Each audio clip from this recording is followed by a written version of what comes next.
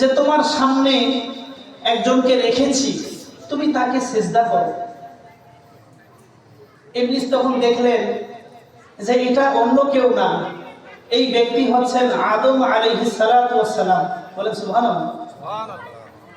ইবলিস এত ইবাদত করেছিলেন, প্রথম আসমানে, দ্বিতীয় আসমানে, তৃতীয় আসমানে, চতুর্থ আসমানে, পঞ্চম আসমানে, ষষ্ঠ আসমানে, সপ্তম আসমানে, সারা দুনিয়ার সকল জমিতে এমন কোনো জায়গা নাই যেই জায়গায় সে দাঁড়িয়ে ইবাদত করে নাই, আল্লাহকে সিজদা করে নাই। এই ইবলিসকে আল্লাহ তাআলা পরীক্ষা করার জন্য আদম আলাইহিস সালামকে সিজদা করতে বললেন। ইবলিস জীবনে আল্লাহর কোনো হুকুম অমান্য করে নাই, এই প্রথম একবার হুকুম অমান্য করছে। তাকে বললেন তুমি আদমকে সিজদা করো। قال ما منعك ألا تسجد إذ أمرتك قال أنا خير منه خلقتني من نار وخلقته من طين। আল্লাহ বললেন, হে ইবলিস, তোমাকে যে আমি সিজদা করতে বললাম, তোমাকে কে নিষেধ করলো? তুমি আমার হুকুম অমান্য করলে। তখন সে বলতেছে আনা খায়রুম মিন, যে আমি ওই আদমের চেয়ে উত্তম, আদমের চেয়ে উত্তম। আদম হচ্ছে মাটির তৈরি আর আমি হচ্ছে আগুনের তৈরি। আমি সারা পৃথিবীতে ইবাদত করতে করতে ঝাঁঝরা বানিয়ে ফেলছি। আল্লাহ, আপনার কোন হুকুমকে আমি অমান্য করছি আমার দেখান। অথচ আপনি আমার চেয়ে নিকৃষ্ট, আমি আগুনের তৈরি আর আপনি মাটির তৈরি একজন মানুষকে সিজদা করতে বলেন। এটা আমার প্রেস্টিজে লাগে, আমার মান সম্মানে আঘাত হানে, আমি পারবো না, এই জন্য সিজদা করি নাই। আল্লাহ তখন বললেন, যাও, তোমাকে বিতাড়িত করা হইল, তোমাকে লানত দেওয়া হইল। তাই করে দিলেন, তাকে বিতাড়িত শয়তান বানিয়ে দিলেন। তখন এই ইবলিস আল্লাহর কাছে দোয়া করলেন, হে আল্লাহ, আপনি তো আমাকে লানত দিলেন, সমস্যা নাই, তারপরেও দেখেন, তারপরও হার মানে না, এরপরেও বলে না যে আল্লাহ ভুল হয়ে গেছে, আমাকে মাফ করে দেন, ক্ষমা করে দেন। এটা না বলিয়া বলতেছে, ঠিক আছে, আমাকে তো আপনি লানত দিলেন, আমাকে তো আপনি বদমাশ বানিয়ে দিলেন, শয়তান বানিয়ে দিলেন, আমার কিছু আবদার আছে, আবদারগুলো পূরণ করেন। তখন সে বলল, আল্লাহ, সবাই তো মারা যাবে, আমি কিয়ামতের শেষ সময় পর্যন্ত, এই দুনিয়ার শেষ সময় পর্যন্ত বাঁচতে চাই, আমার হায়াতটাকে বাড়িয়ে দেন। কারণ পরকালে তো আর কিছু নাই, মরার পরে তো আমি জাহান্নাম যাব, আমার হায়াতটা বাড়াই দেন।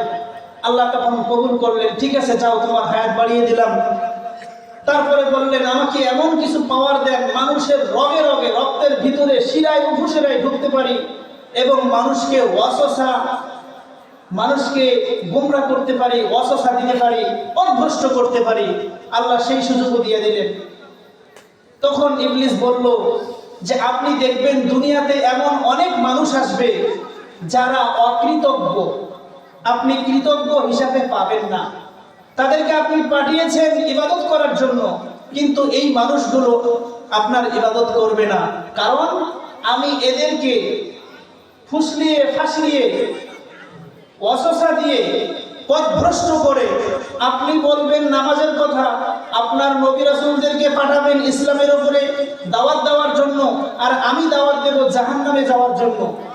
এর কারণে বেশিরভাগ মানুষ দেখবেন যে আপনার পথে না চলে, তারা পথভ্রষ্ট হয়ে জাহান্নামের পথে চলবে। এরপরে আল্লাহ বলে দিয়েছেন, এই মানুষগুলো যদি কখনো তাদের ভুল ত্রুটিগুলো মনে করে আমি আল্লাহর কাছে ক্ষমা চাই, দোয়া করে, আমি তাদেরকে মাফ করে দেব। বলেন সুবহানাল্লাহ। চিন্তা করেন, ইবলিস শুধু একটা ভুল করেছে, এই একটা ভুল করার কারণে আল্লাহ তাআলা তাকে জাহান্নামী বানিয়েছেন এবং তাকে লানত দিয়েছেন। আপনি আমি জীবনে চলার পথে কত গুনাহ করি, কত অপরাধ করি, কত আল্লাহর হুকুমকে অমান্য করি। আদম এবং হাওয়া আলাইহিস সালাতু ওয়াস সালাম জান্নাতের মধ্যে বসবাস করা শুরু করলেন। ইবলিস সে যখন নিজে শয়তান হিসাবে প্রসিদ্ধ হয়ে গেল, আল্লাহ তাকে লানত দিলেন। ইবলিস এবার বুদ্ধি করতেছে, প্রথম দাওয়াত শুরু করব এই আদম এবং হাওয়াকে দিয়ে। আদম এবং হাওয়া আলাইহিস সালামকে কিভাবে জান্নাত থেকে বাহির করব সেই বুদ্ধি করতে হবে। আল্লাহ যখন তাদেরকে জান্নাতের মধ্যে রাখলেন, বলে দিলেন এই জান্নাতের সকল কিছু তোমরা খাবে, বিচরণ করবে, কোনো সমস্যা নাই, কিন্তু একটা মাত্র গাছ তোমাদের জন্য নিষিদ্ধ। এই গন্ধম গাছের কাছে তোমরা যাবে না, সেই গাছের ছায়ার মধ্যে থাকবে না, ওই গাছের পাতা ছিঁড়বে না, ফল ছিঁড়বে না, ফল খাবে না। তাছাড়া তোমাদের সব কিছু করা যাবে। অর্থাৎ হাওয়া এবং আদম সাল্লামকে পরীক্ষা করার জন্য এটা জাস্ট একটা পরীক্ষা দিয়েছে, যে এতগুলো নিয়ামত দিয়েছি, এই নিয়ামতগুলো তোমরা ভক্ষণ করতেছো, আমি আল্লাহর একটা হুকুম, এই জান্নাতের মধ্যে তোমরা শুধু এই গাছ থেকে দূরে থাকবে। কিন্তু আদম আলাইহিস সালাম তো নবী। এই ইবলিস শয়তান আদম আলাইহিস সালামকে যখন ওয়াসওয়াসা দেওয়ার চেষ্টা করছে, উনি শোনেন নাই। কিন্তু হাওয়া আলাইহিস সালাম মহিলা মানুষ, ওনার কানে কানে এসে বলে, বারবার বলে, তোমাদেরকে আল্লাহ জান্নাতের মধ্যে রেখেছে, তোমরা তো জানো না, কিছুদিন পরে তোমাদেরকে জান্নাত থেকে আল্লাহ বাহির করে আরেকটা জায়গায় পাঠাইবেন। তোমরা যদি এই জান্নাতের মধ্যে চিরকাল চিরদিন থাকতে চাও, তাহলে আমার একটা বুদ্ধি শোনো। যদি তোমরা আমার একটা কথা মানো, তাহলে আল্লাহ জীবনে চাইলেও তোমাদেরকে জান্নাত থেকে বাহির করতে পারবে না। বলে নাউজুবিল্লাহ, কি বুদ্ধি! যেই আল্লাহ জান্নাত তৈরি করে জান্নাতে দিলেন, আল্লাহ চাইলেও জান্নাত থেকে বাইরে করতে পারবে না, কত বড় কথা বলছে। কিন্তু মহিলা মানুষ হাওয়া আলাইহিস সালাম এই কথা বিশ্বাস করছে। একদিন দুই দিন বিশ্বাস করে নাই, বারবার বলতে বলতে বিশ্বাস করছে। এরপরে গিয়ে ওই গন্ধম ফলের যখন ফল ছিঁড়ছে এবং ফল খেয়েছে, খাওয়ার সাথে সাথে তাদের যে শরীরে জান্নাতি পোশাক ছিল, এই পোশাকগুলো খুলে পড়ে গেছে। জান্নাতের মধ্যে যত খাবার জান্নাতি ব্যক্তি খাবে, তারা কোনো প্রস্রাব পায়খানা করবে না। আমরা খানা খাওয়ার পরে অনেক সময় মুখ দিয়ে ঢেকুর তুলি না? জান্নাতীরা জান্নাতে যত খাবার খাবে, খাবার খাওয়ার পরে তারা এরকম কিছুক্ষণ পরে একটা আরামের ঢেকুর দিবে। ঢেকুর দিলে তার ভিতরের থেকে সব কিছু হজম হয়ে যাবে। বলে সুবহানাল্লাহ।